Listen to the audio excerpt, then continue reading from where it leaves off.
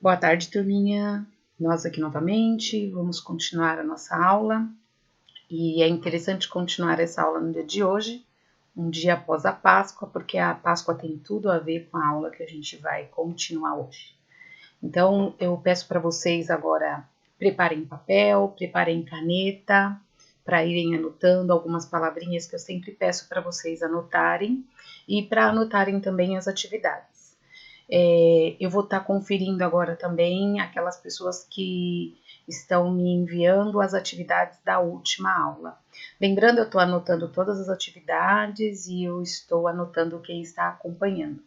Então, é importante você não perder as aulas. Se você perdeu alguma aula, volte aí e reinicie essa aula, tudo bem? Pessoal, é importante vocês entenderem como que se estuda história, já que a história é uma ciência, então ela deve não só ser decorada, ela deve ser estudada. Então é importante você entender qual que é a lógica de você estudar história. Então, eu acredito que a maioria dos estudantes de história estão entendendo o que está acontecendo, está começando a entender como que funciona uma sociedade, que não é algo tão simples, e a maioria dos estudantes de história também entende que não tem como nós não participarmos dessa história, não participarmos do que está acontecendo, porque se a história estuda toda a humanidade e nós fazemos parte da humanidade, seria impossível nós não nos inserirmos nessa história. Então, é muito importante a gente entender como que se formou essa história, como que se formaram as sociedades, como que nós vivemos hoje e saber que tudo que acontece hoje é um resultado de tudo que as sociedades que vieram no passado fizeram. De todas as decisões que os homens tomaram no passado, é que depende o nosso presente. E todas as decisões que nós tomamos hoje é que vai depender o futuro da humanidade. Por isso que é tão difícil a gente entender a história, porque a história ela é uma ciência que ela vai sendo feita dia após dia, e nós participamos dessa proeza, né? Nós somos os objetos que participam, que nós somos estudados e estudamos tudo o que está acontecendo. Então, lembrando, nós estamos dando essas aulas através da internet, pela situação que nós estamos passando hoje. Então, todos sabem que não só no Brasil, mas na grande maioria do mundo, de todos os países do mundo, por isso que eu acho estranho uma pessoa achar que isso é alguma armação, que isso faz parte de algum interesse maior, sendo que a gente está vendo aí que todos os países do mundo estão passando pela mesma coisa que o Brasil está passando. É lógico que cada país está enfrentando da sua forma, porque cada país tem a sua cultura, cada país tem o seu tipo de política, tem a sua formação social. Então, existem países que estão sofrendo menos e existem países que estão sofrendo mais. A gente vai ver, por exemplo, que tem algumas coisas que acontecem em países de terceiro mundo que não acontecem nos países de primeiro mundo. Por exemplo, um problema que é grande no Brasil, em alguns países da Ásia e em alguns países da África, não existem em alguns países de primeiro mundo, como é o caso, por exemplo, das comunidades. As comunidades que existem no Brasil e na maioria dos países de terceiro mundo são partes da sociedade que tem uma carência, não só uma carência estrutural, mas uma carência em todos os âmbitos. Então, o que eu quero dizer com isso? Nas comunidades, o que acontece? Existem muitas comunidades que têm falta de água, falta de energia elétrica, que as casas elas não são apropriadas, ou seja, elas não são apropriadas para se fazer, por exemplo, uma quarentena. Então, existem casas que não têm água, que não têm luz, que não têm esgoto, que transporte público não chega próximo. Então, é óbvio que nessas comunidades é muito mais difícil, é muito mais complicado de se viver e de se conseguir restringir, mesmo porque a maioria das pessoas que vivem em comunidades, não só no Brasil, mas no mundo todo, são pessoas que têm um salário muito baixo. Então, elas precisam trabalhar todos os dias para poder sobreviver. Então, um problema que está acontecendo nos países de terceiro mundo é, por exemplo, como que essas pessoas que precisam trabalhar todos os dias vão ficar em casa e vão ter o que comer, vão ter dinheiro para trocar pela comida que precisa. Então, eu queria que vocês entendessem, muitas pessoas pensam assim, o governo está sendo bonzinho, está dando um dinheiro para a população. Primeiro, o governo não dá nada, todos nós pagamos impostos.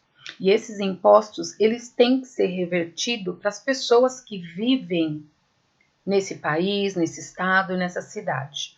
Então, existe esse problema e os governos, eles estão aí para enfrentar e para dar soluções para esses problemas, né? Então, eu espero que todos estejam bem, que essas aulas estejam contribuindo para o seu aprendizado, que esteja contribuindo para você estar entendendo um pouquinho mais, não só de tudo que está acontecendo, mas entendendo um pouquinho mais sobre como foram formadas as sociedades.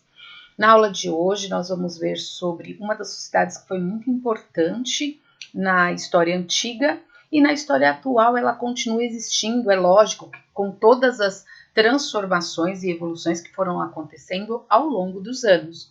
Mas a gente já começou a ver na aula passada sobre o Egito e nessa aula de hoje a gente vai continuar vendo sobre o Egito. Então eu espero que vocês já estejam aí com o papel na mão, com o caderninho, com a caneta, com lápis e anotem agora os fatos importantes que a gente vai estar narrando. Tudo bem? Então vamos lá para a aula.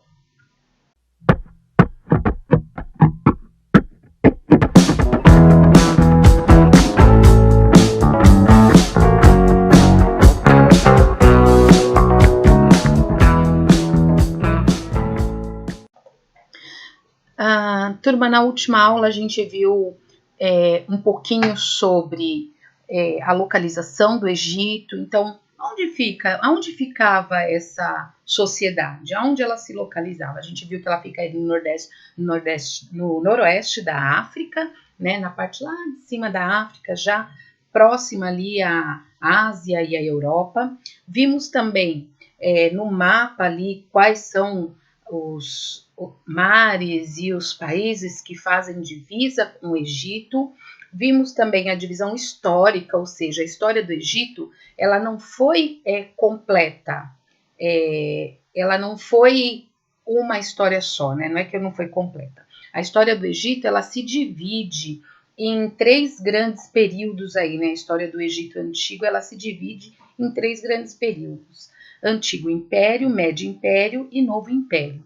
E aí nós estamos vendo o que aconteceu nessa sociedade ao longo de todos esses anos aí. Nós vimos também que a história do Egito, ela se inicia bem antes da história antiga, ela se inicia já na pré-história, no período do Paleolítico, que algumas sociedades vão se fixando ali naquela região. A gente viu que a maioria da história do Egito, eles vão sobreviver da agricultura, eles também vão ter uma arquitetura bem avançada para o período, estão aí as pirâmides que não nos deixam mentir, né, e que elas sobreviveram a todas essas anos e anos de história.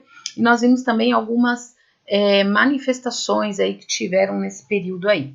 Então, hoje nós vamos continuar vendo sobre a economia, religião, agricultura, pirâmides, manifestações culturais e muito mais. Eu queria agora que você parasse um pouquinho e imaginasse se você fosse um ser humano que vivesse nesse período no Egito.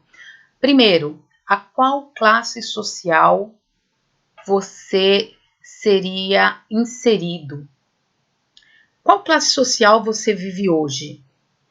Então, não pensa que se você hoje é um trabalhador, é um comerciante, é um trabalhador de serviços públicos, que você seria um nobre no Egito, né? Então, se imagine no Egito.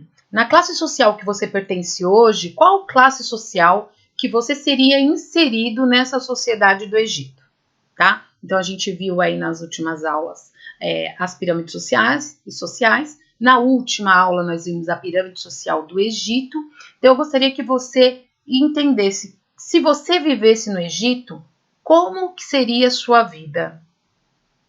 Já que nós estamos tentando entender essa sociedade. E todas as sociedades são formadas por seres humanos. Então, se você fosse inserido no Egito Antigo, a qual classe social você pertenceria? Tem alguns que devem estar pensando agora que não gostaria de ser inserido no Egito nesse exato momento, né? Porque já começaram a perceber a qual classe social que nós seríamos inseridos nesse Egito Antigo aí. E talvez alguns pensem assim, talvez eu fosse, sei lá, um escriba, já que eu gosto de ir para a escola, né? Eu quero te lembrar uma coisa. Os escribas dessas antigas sociedades, a maioria dos escribas, eles pertenciam às classes sociais mais elevadas. Eles não iam pegar, por exemplo, um escravo para ser escriba, né? Então, mesmo você gostando, talvez você não tivesse oportunidade nessa sociedade antiga. Então, já que você já se imaginou, que você conseguiu visualizar aí qual classe social que você iria pertencer se vivesse no Egito, a gente vai continuar falando como que era a vida nessa sociedade, tá?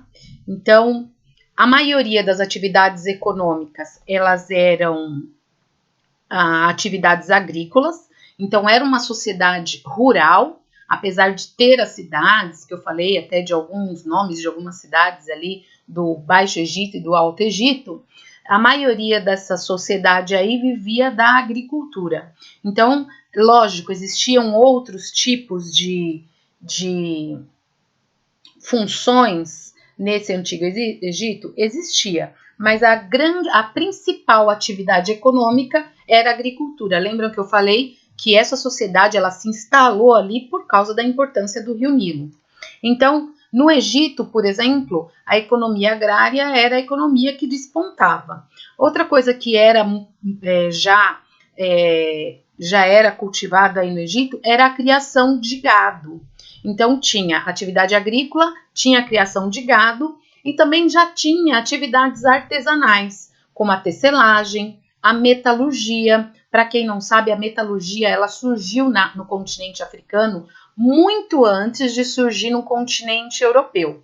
Então, atividades como o artesanato, a metalurgia, a cerâmica, a vidraçaria, joalheria e outras, elas faziam parte dessa sociedade, né? E também tiveram uma grande importância. Quando os arqueólogos eles conseguem encontrar, eles conseguem adentrar nas pirâmides, eles encontram uma quantidade gigantesca de joias, de artefatos, de ouro e de pedras preciosas ali dentro das pirâmides. Então, existiam várias funções nessa sociedade antiga, né? E todo o excedente que era produzido tanto na agricultura como no artesanato, eles eram enviados para outra sociedade que nesse período aí era menos desenvolvido, posso falar assim, do que o Egito, que é na Fenícia. Eu coloquei um mapinha aí para vocês darem uma olhada da distância do Egito. Então, nós vemos aqui, ó, no cantinho superior da África, o Egito. Aí nós temos a Babilônia. Lembra que nós vimos bastante sobre a Babilônia? Então, nós temos a Babilônia aqui bem ao lado do Egito, Jerusalém e a Fenícia. Então, todo o excedente que era produzido no Egito, eles vendiam para aqueles povos que viviam ali na região da Fenícia. Outra coisa importante da gente destacar dessa sociedade, além da agricultura, além da economia, é a religião. A religião ela é extremamente ligada a esses povos antigos. E outra coisa que eu falei para vocês é que a maioria dos povos antigos eles eram politeístas. O que era politeístas? Aqueles povos que acreditavam que existiam vários deuses. deuses. O panteão egípcio, para vocês terem uma ideia, tinham mais de 1.500 deuses. Pode acreditar. Eles adoravam e reverenciavam mais de 1.500 deuses, né? E o faraó, lembram quem era o faraó? O faraó é aquele que representava ali o poder absoluto no Egito. Ele era mais do que um rei, mais do que um monarca, mais do que um soberano, mais do que um presidente, porque o faraó ele era considerado um representante de Deus na Terra, né? Ele era um semideus praticamente, né? A presença de Deus na Terra ela era representada pela figura aí do faraó. Então, a religião nesse Egito antigo era de extrema importância e ela movimentava todo esse povo, né? Então, a religião era algo extremamente praticado no Egito antigo e ele era muito difundida, tá? Enquanto o Deus Rei, né, tinha um poder absoluto, centralizador e planificador, o faraó, ele representava todo esse poder na terra, tá? O Egito, ele era constituído como um estado teocrático. Lembra que a gente já falou dessa palavrinha também, teocracia, né, que é um estado sendo governado por um Deus, por um ser supremo. Mas, professora, você não falou que o faraó que governava o Antigo Egito? Pois é, o faraó que governava o Antigo Egito. Mas lembra que eu acabei de falar que o faraó ele era como se fosse o Deus encarnado na Terra? Então, eles acreditavam que o faraó ele era o Deus na Terra mesmo. Ele era um representante de Deus, ele era o próprio Deus em forma de homem. Então, eu coloquei aí para vocês algumas imagens de alguns deuses do Antigo Egito e os seus respectivos nomes, né? Nós temos aí Osíris, Ísis, Horus, Tote, Ra, que é um dos mais conhecidos, que é o Sol, né? Sete, Amun, e entre outros aí. É interessante da gente entender e da gente ver na história do Egito Antigo é que a representação dos deuses egípcios, ou seja, toda religião tem sua representação. Eu vou dar um exemplo aqui para aqueles que são católicos, por exemplo, você vê lá a representação da religião católica na cruz e na própria imagem de Jesus, né? Ninguém sabe se realmente era essa figura que nós vemos pintado de Jesus sendo a própria imagem de Jesus, porque não tem retrato de Jesus enquanto ele estava vivo, mas essa é uma representação de como as pessoas acreditam que poderia ser a figura de Jesus. Então, não é que esse Deus era desse jeito, porque como eu falei para vocês, religião ela é algo pessoal, né? Tende a pessoa crer ou não, ter fé ou não.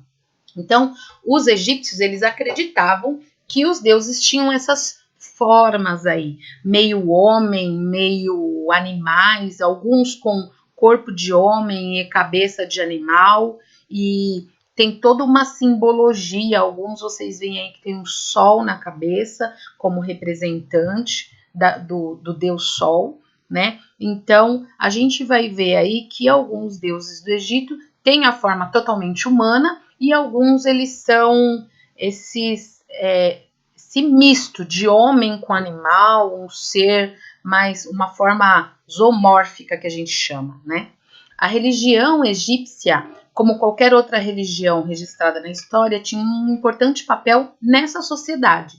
Então, é o que eu falei para vocês, a religião, ela regia essa sociedade, né? Se você vivesse no Antigo Egito, seria quase impossível você não ser um praticante dessa religião, que era a religião egípcia, né? E outra coisa importante é que ela era politeísta, como eu já falei para vocês, e zoomórfica. O que é zoomórfica? Ela era representada com diferentes animais, tanto na forma com corpo humano e cabeça de animal e vice-versa.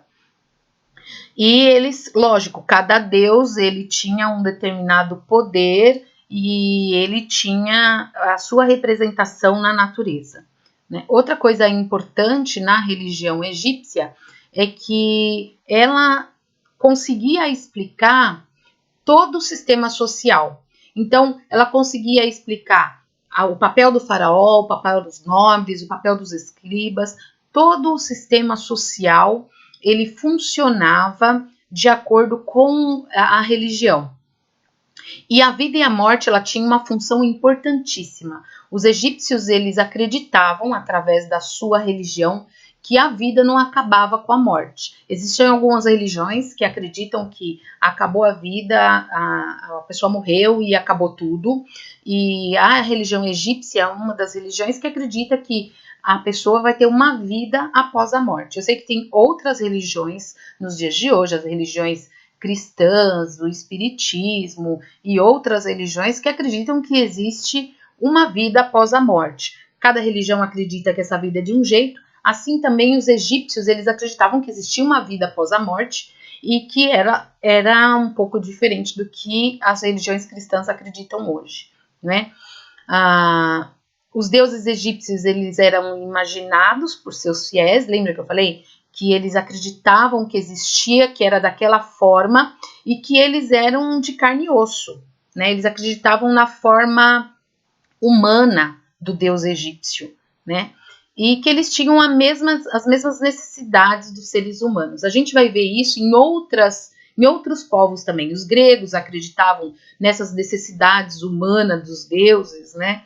Nós acreditamos que o Deus, a maioria dos povos acredita que Deus é um ser supremo que necessita de bem menos coisas do que o ser humano. Mas os egípcios, os gregos, os romanos, eles acreditavam que os deuses, eles tinham as mesmas necessidades, as mesmas paixões que os seres humanos. E isso é interessante porque a gente vai ver que os deuses tinham brigas, sentiam ira, sentiam raiva, sentiam amor, sentiam medo e assim por diante. Eles acreditavam que os sentimentos humanos, que essas necessidades humanas, elas eram compartilhadas também pelos deuses. Isso é algo interessante, principalmente nessas religiões mais antigas.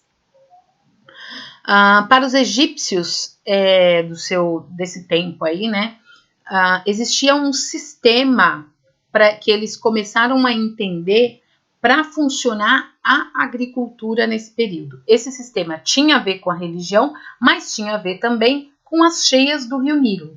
Eles chamavam esse sistema de clockwork. O que é clockwork? Eles fizeram meio que uma tabela onde eles conseguiam entender quando que eram as cheias do rio Nilo e quando não eram as cheias, para eles conseguirem plantar ali, né, em todo o período. E quem regia tudo isso era um deus chamado Osíris, que era o deus da terra e da vegetação, e que ele simbolizava na sua morte a estiagem anual e no seu renascimento as cheias do rio e o desabrochar do trigo. Então eles acreditavam no movimento da natureza, então eles iam que de tempos em tempos o rio tinha uma cheia, mas eles acreditavam que tudo isso era uma movimentação de um deus, que era Osíris. Então, outra coisa interessante desse deus aí de Osíris, né, é que eles acreditavam, lembra que eu falei agora? Que eles acreditavam que na morte do deus era um período, né, então quando o deus Osíris morria, representava a estiagem, e quando ele renascia, representava as cheias do rio. Por quê? Porque Deus Osíris, ele foi, na lenda, né, no mito de Osíris, eles acreditam que Osíris ele foi assassinado por Sete e foi retalhado. Ele foi assassinado e foi picado, que era o seu irmão. E o que acontece? A sua irmã, Ísis, ela era irmã de Osíris e esposa de Osíris. Pode acreditar, ela era irmã e esposa. Uma coisa que hoje em dia é proibido por lei, mas naquele período no Egito, e os deuses, eles casavam entre irmãos, tá? Então, o que acontece? Eles acreditavam nessa lenda aí, eles acreditavam que a irmã e esposa Ísis, né, auxiliada por outros deuses, por Horus, por Tótem, por Anubis, recolheu todos os pedaços do corpo do marido e os colou. e Arão e Tótem sopraram a boca de Osíris, devolvendo-lhe a vida, né? E este mito simboliza a regressão das águas no outono e a volta da inundação na primavera. Então, até mesmo a movimentação da natureza, eles ligavam às lendas dos deuses. Então, tudo o que o egípcio fazia, toda a sociedade egípcia desse período, ela era movida na crença do seu panteão. E cada rito, cada prática dessa sociedade, ela era ligada às crenças religiosas desse período aí, desse povo, tá? Então, outra coisa importante é que Osíris, além dele ser o representante da natureza, da vegetação e da vida, ele era responsável de julgar as almas, por isso ele tinha um tribunal composto por 42 deuses e ele que chefiava. E a alma do egípcio, quando morria, era trazida para esse tribunal, o tribunal de Osíris. Então, o que eles acreditavam? Eles acreditavam que o morto era levado ali no tribunal de Osíris e era lido no livro dos mortos, e os 42 deuses deveriam declarar esse morto inocente dos seus 42 pecados, né? E confirmar as virtudes dessa pessoa, para essa pessoa ter uma vida após a morte, né? E o que acontece? Depois de tudo isso, o coração, que é o símbolo da consciência, era pesado numa balança. Eu vou mostrar aí uma imagenzinha do tribunal de Osíris e vai ter uma balança. Geralmente, nas imagens que a gente vê nos livros de história, se vocês estivessem com seus livros de história, essa imagem também tem no livro de vocês, por isso que eu coloquei aqui.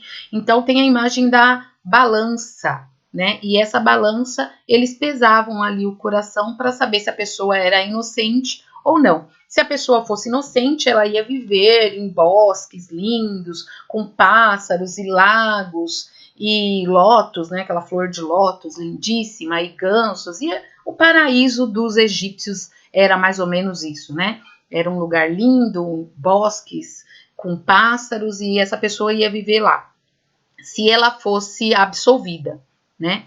E o tribunal de Osíris, ele fazia essa regulamentação social na civilização antiga. Tudo bem? Então, professora, e se acontecesse da pessoa não passar nesse julgamento aí, né? O coração ser tão pesado, né? Os pecados dela ser tão pesado e ela não passar. Ela ia viver sob uma pena de um sofrimento pós-vida. Eu acho que é bem interessante, porque a gente vai ver que a gente pensa que as religiões, num geral, são muito diferentes uma das outras, mas a grande maioria das religiões, politeístas, monoteístas, religiões antigas, religiões do presente, elas têm muito essa visão, né, de uma vida pós-morte. Se a pessoa for boa aqui na Terra, ela vai ter uma vida boa na pós-morte. Se a pessoa for ruim aqui na Terra, ela vai ter uma vida ruim no pós-morte. Vocês veem que as religiões cristãs, as religiões de origem africana, as religiões de origem asiática, a grande maioria das religiões acreditam numa vida após a morte, né? E dão uma definição bem parecida com a definição que os egípcios davam. É lógico que tem toda a cultura por detrás, eles acreditavam num panteão, e cada um tem a sua lenda e a sua história por detrás de tudo isso. Mas a maioria dos povos, eles acreditam em uma vida pós-morte, e era essa vida pós-morte que os egípcios acreditavam.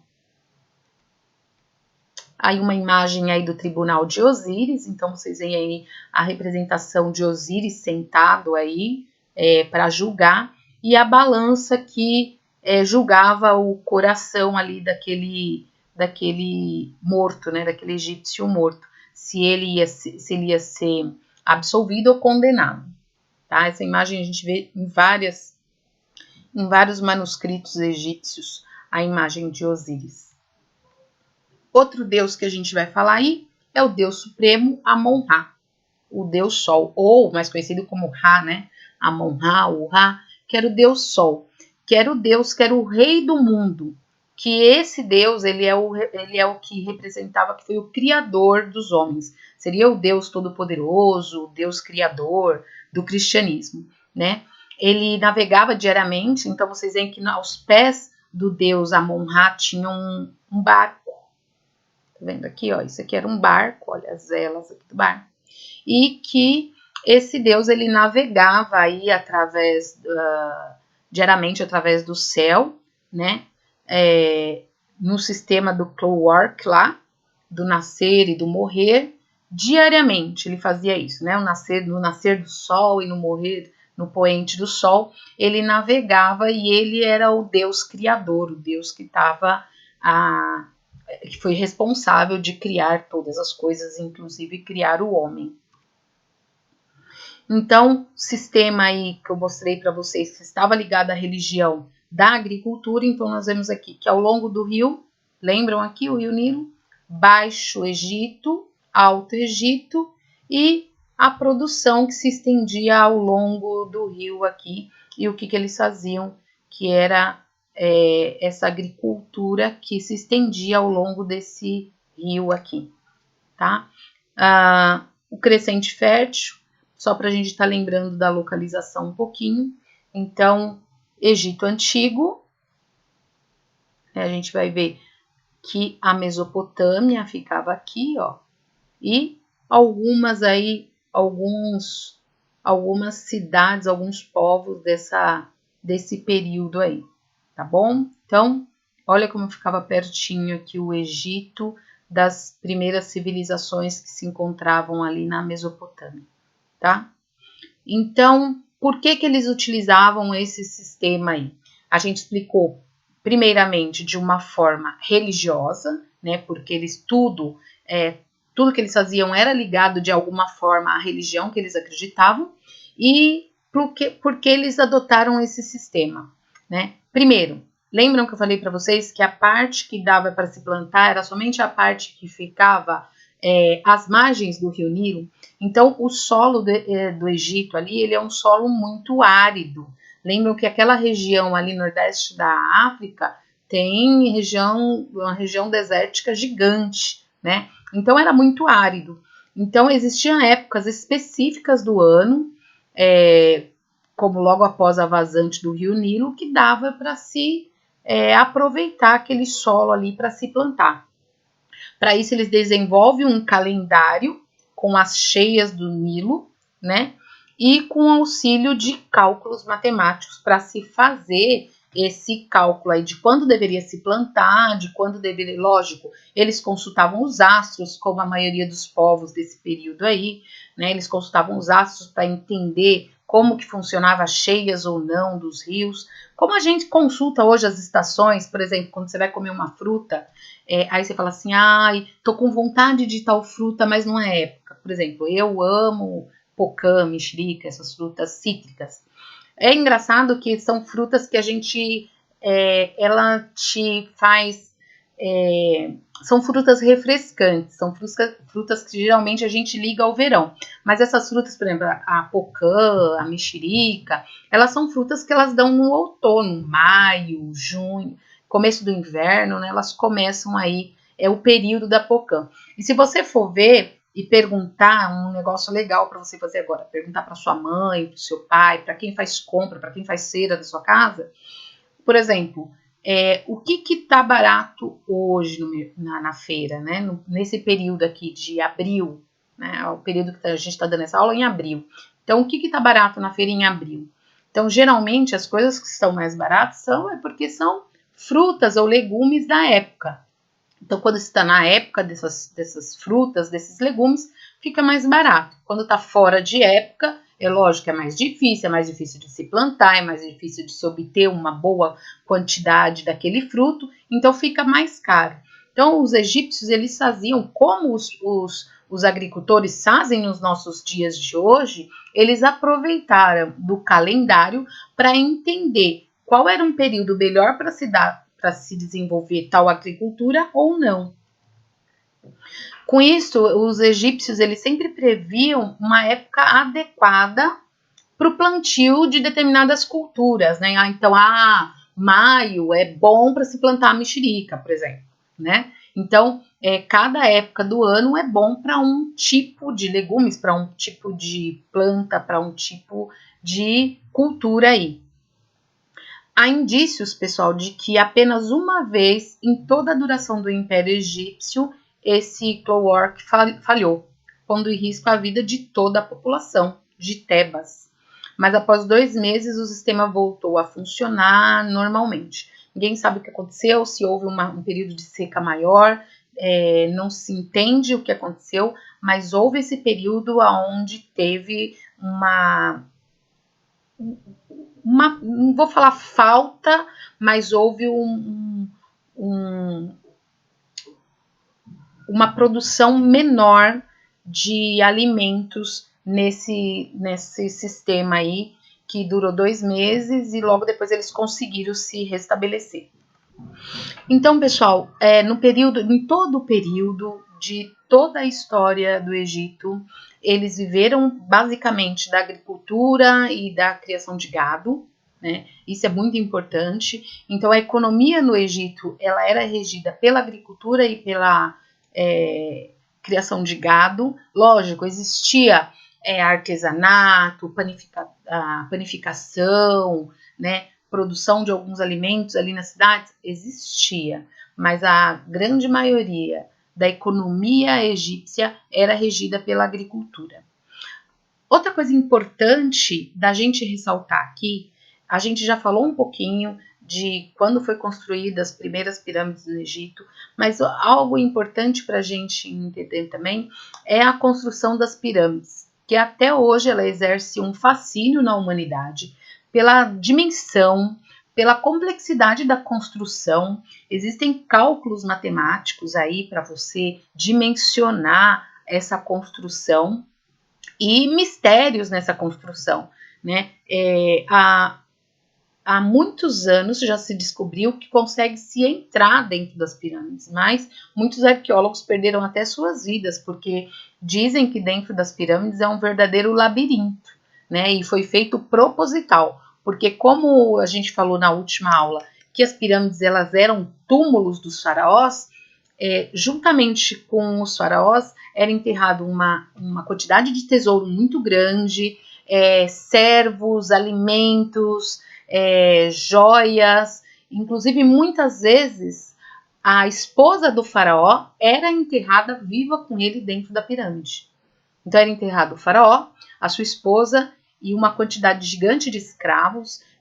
Tem relatos que era uma quantidade gigante de pessoas que era sepultado ali porque eles acreditavam que existia vida após a morte e que o faraó, quando o Osíris fosse vir, né, resgatar o faraó, ele precisaria dos escravos, precisaria das pessoas ali para o servirem no mundo pós-morte. Então é isso mesmo que vocês estão imaginando. O faraó morria e muitas pessoas eram enterradas vivas com ele dentro das pirâmides. Mas voltando aqui, é interessante que até hoje as pirâmides elas exercem um fascínio pela sua construção, pela forma como o cálculo que foi construído, por como que eles conseguiram moldar essas pedras gigantescas para se levantar as paredes das pirâmides, né? Então tem um sistema de cálculo impressionante nessa construção.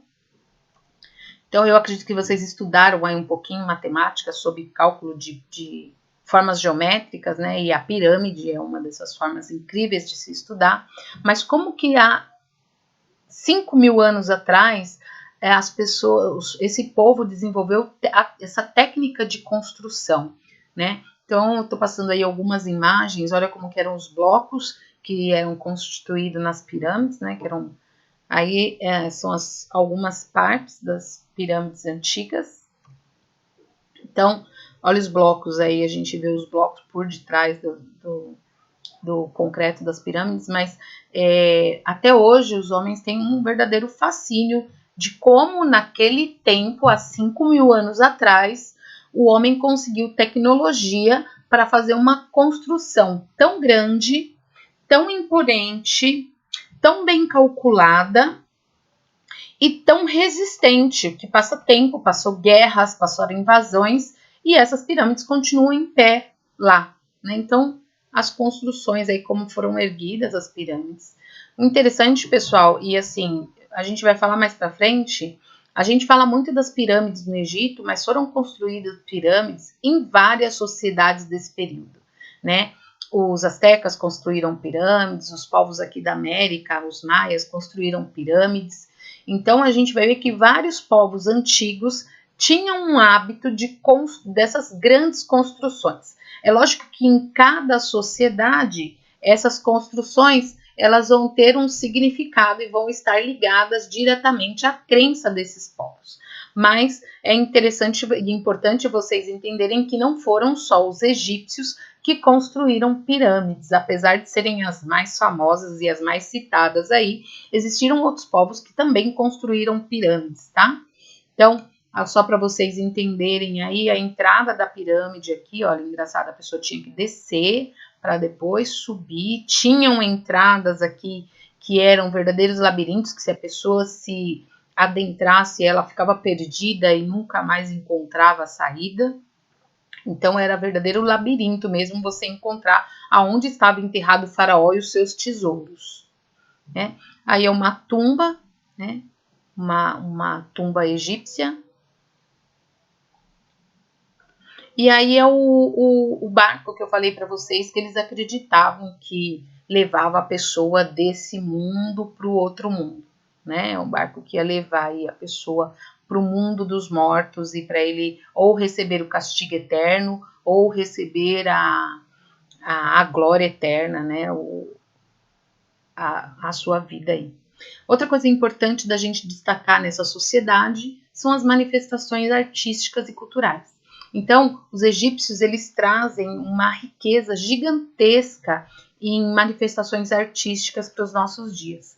Então, eles desenvolvem construção de pirâmide, eles desenvolvem a matemática, eles desenvolvem um sistema de plantio que a gente vai ver também que vai ser adaptado no período do feudalismo e até hoje é adaptado esse período de tempo de plantio e de se usar a terra para vários tipos de plantio para se renovar aquela terra ali e deixar um período a terra descansando. A gente vê que até hoje é utilizado esse sistema na agricultura. Outra coisa importante na manifestação artística foi a escrita egípcia, que é uma escrita bem diferente daquela escrita sumeriana, que foi a hieroglifa, né? É uma escrita que era baseada em sinais, né? Então, em sinais pictográficos eram objetos, animais, pessoas, partes de corpo que representava ali a escrita egípcia, né? Ela foi decifrada a partir dessa pedra aí que eu coloquei para vocês verem, que é a pedra chamada Pedra de Roseta, que tinha escrito o mesmo texto em 3 tipos de escrita: a hieroglifa, a demótica e a grega. Por isso que ela conseguiu ser desvendada. Alguns alunos perguntam para mim enquanto estou dando essa aula: professora, mas a gente vê lá que bonito aquela escrita egípcia e tal, mas as pessoas sabem o que está escrito ali?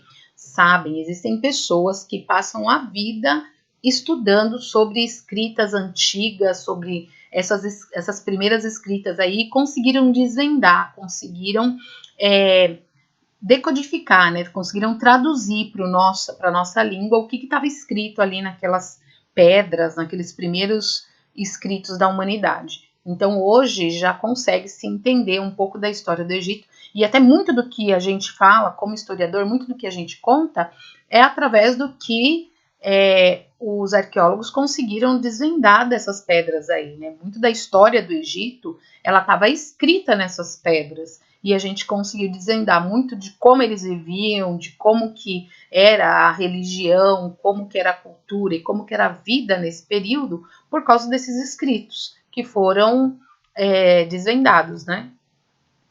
Então, outra coisa importante era a arquitetura. A gente falou aí muito sobre as pirâmides, mas existiam templos, né, túmulos, existiam palácios, existiam edifícios de honras a deuses e a faraós em proporções monumentais, né? Tudo era construído em proporções monumentais nesse antigo Egito aí. e a arquitetura é algo que se tem um destaque muito grande no Egito Antigo, então tudo era muito grande, era colossal, os templos eram grandes, as pirâmides eram grandes, até mesmo as estátuas que a gente vai ver mais para frente eram gigantescas, né? Então, esculturas gigantescas, olha aqui o tamanho de um templo que já era gigante, e olha o tamanho dessa escultura aqui, né? Dessa estátua aqui, né? As estátuas elas eram colossais. Elas eram sempre representadas de forma estática e com os braços ou ao longo do corpo ou dobrados sobre o peito. É bem interessante também essa representação, tá? Mas essas estátuas, muitas existem, estão lá até hoje e foram estudadas para a gente estar passando um pouquinho aqui para vocês. Outra coisa importantíssima foi a pintura, né?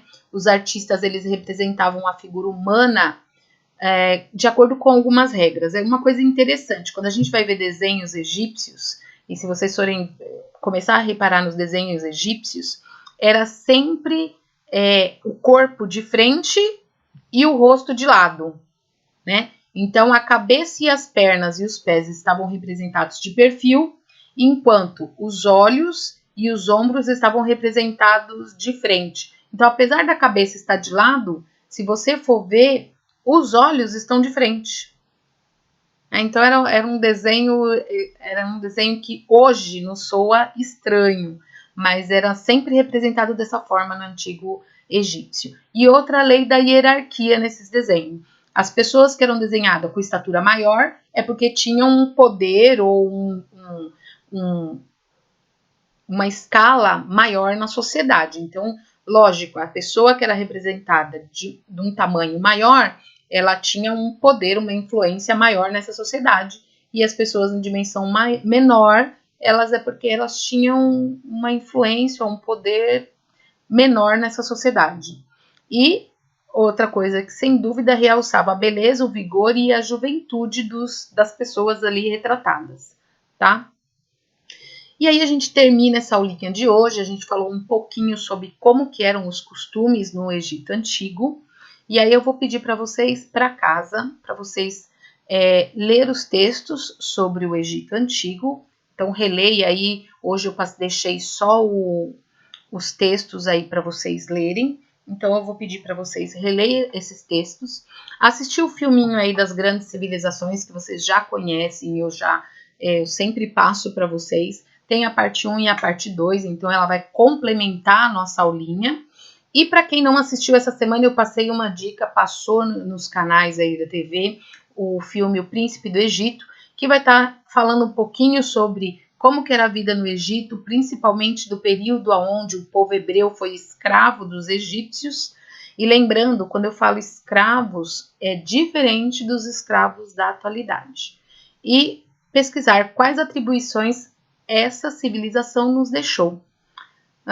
Eu deixei um texto também no meu site, www.eugostodhistoria.com, que é sobre Cleópatra, que foi uma rainha do Antigo Egito, e eu gostaria que vocês lessem também esse texto. Pessoal, então a gente vai terminar aqui a aula de hoje. A gente viu a segunda parte sobre o Egito Antigo. Eu espero que vocês tenham entendido um pouco mais como que era a vida dessa população nesse período aí, desse povo nesse período. E eu gostaria só algo que eu não falei e que eu gostaria de ressaltar agora, sempre que eu falo nesses povos antigos sobre a escravidão, sobre ser escravo, é uma conotação diferente do que a gente entende de escravo nos dias de hoje. Porque quando eu falo escravo, vai remeter na sua mente o tipo de escravidão que teve no Brasil, que foi uma escravidão que as pessoas ficavam presos com correntes, que elas não tinham liberdade de ter a sua casa, de ter a sua família. A escravidão que acontece no Egito é uma escravidão bem diferente da escravidão que aconteceu no Brasil, que a gente conhece que aconteceu no Brasil. Para vocês terem uma ideia, os hebreus, eles eram escravos, né? Eles foram povos que foram escravizados no Egito. Só que eles tinham a sua casa, eles tinham a sua família, eles até recebiam um salário pelo trabalho que eles exerciam ali, mas esse salário ele era muito pouco, eles não tinham direito a político nenhum, eles não tinham direito de sair eles tinham que, a vida deles inteira, eles tinham que nascer, viver e morrer sobre o governo egípcio e sobre as ordens do povo egípcio, mas eles tinham uma certa liberdade, não sei se eu posso falar essa palavra, mas é uma escravidão que a gente, como historiador, a gente até utiliza uma outra palavrinha, que é a palavrinha servidão, para não se confundir com a escravidão que houve nas Américas, que houve no Brasil, aí no início do Brasil colônia, tá? Então, para vocês não terem essa imagem da escravidão do povo hebreu, sendo uma escravidão que foi igual à escravidão no Brasil. Não foi uma escravidão diferente. Tanto que quem for assistir O Príncipe do Egito, é um desenho até gostosinho de assistir, mas vai ver que as pessoas tinham as suas casas. Elas eram obrigadas a trabalhar? Sim, elas eram obrigadas a trabalhar. Elas eram obrigadas a servir a esse império, o Império Egípcio. Elas foram obrigadas a construir as pirâmides, elas foram obrigadas a trabalhar muitas horas por dia, a alimentação delas era inferior à alimentação da população egípcia, mas é uma escravidão diferente da escravidão que aconteceu nas Américas. Então, isso é muito importante de vocês entenderem. A escravidão que houve no Egito é uma escravidão diferente da escravidão que houve na América e que houve no Brasil quando trouxeram os negros da África para cá. Tudo bem? Então, eu só gostaria que vocês entendessem essa diferença. É bem importante você entender que não foi igual, para você não visualizar. Quando vier a palavra, os hebreus foram escravos no Egito, você não visualizar que eles estavam numa senzala, que eles eram acorrentados, nada disso. Foi uma servidão ruim, nenhuma escravidão é boa, eu não quero que vocês também entendam, então a escravidão lá foi melhor do que a escravidão aqui. Não, escravidão nenhuma é boa. Não é bom ser escravizado por povo algum, mas foi uma escravidão diferente, é isso que é importante vocês entenderem. Então a aulinha de hoje fica por aqui, na próxima aula a gente vai ver mais uma sociedade desse período aí, e eu gostaria que vocês fizessem essas atividades para a próxima aula, tudo bem? Para a aula de quarta-feira, tá bom? Então, um beijo para todos, eu espero que tenha ficado claro. Se vocês tiverem alguma dúvida, coloquem aí embaixo nos comentários que eu respondo para vocês. Aqueles que têm acesso ao grupo, pode colocar as dúvidas no grupo também. Então, um beijo, até a próxima aula.